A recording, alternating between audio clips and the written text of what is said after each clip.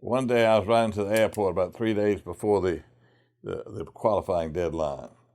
And I said to a man named Eddie Fryer, who had been the Secretary of State and had been a Clement man at one time, but who had defected.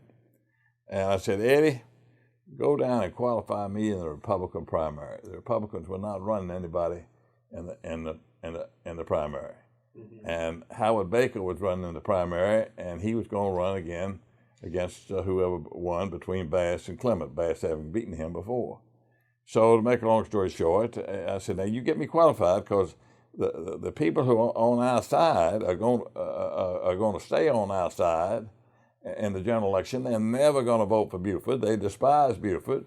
And if I'm the Republican nominee, my Democratic supporters will stay with me because of the despise of Governor Ellington, and then we'll pick up a big bunch of Republican votes from over in East Tennessee and around, and we can beat him. If we can't beat him in the primary, we can beat him in the general election, because because the party is so thoroughly split between these two sections that if you add to that one of those Republicans, and by goodness, for whatever reason,